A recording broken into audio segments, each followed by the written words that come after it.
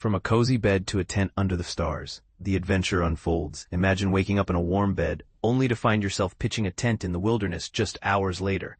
That's the reality of life on the trail, and today was no exception. This morning I slept in until around 7 a.m., savoring the comfort of a room before the day's challenges began.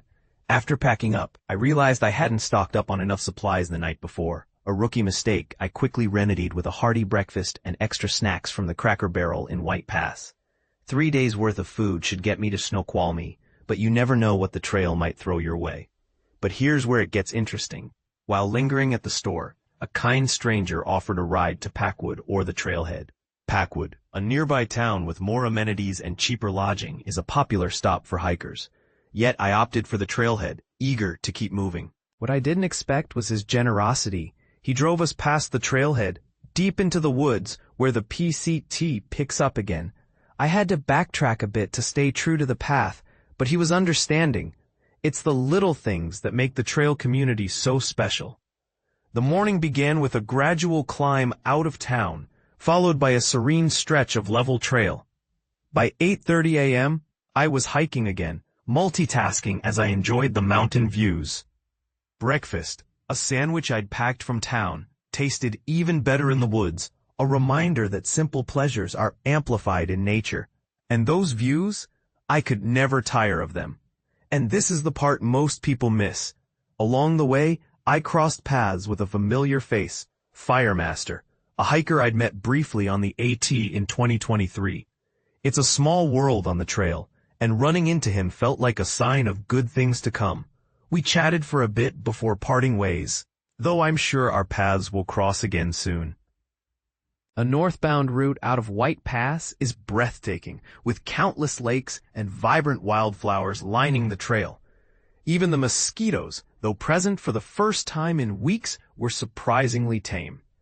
It's a trade-off I'll gladly take for the lack of bugs later in the season on the CDT. As the day progressed, the trail undulated, eventually leading me to the Dewey Lakes area, a popular camping spot I'd visited in 2022. Its beauty is unmatched, but I pressed on, eager to explore more. Here's where opinions might differ. One of my favorite sections is the mile or two before Chinook Pass. The wildflowers were in full bloom, and day hikers flocked to capture their beauty.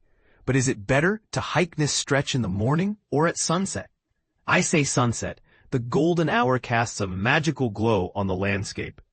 As I climbed toward a stunning lake, the trail surprised me by continuing upward. A unique feature that kept me on my toes. By evening, I found a flat spot to camp, sharing the space with Joe, a fellow PCT hiker. Cowboy camping would have been ideal, but mosquitoes had other plans. Instead, I set up my tent, enjoyed dinner, and to my delight, had service to catch up on editing and posting.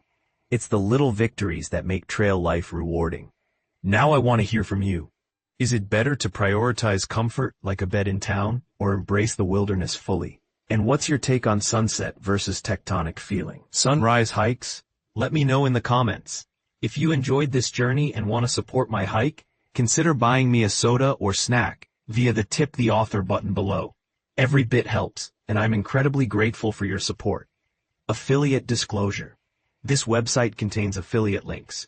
Your purchases help support the Trek's mission to provide quality backpacking advice. Thanks for being a part of this adventure.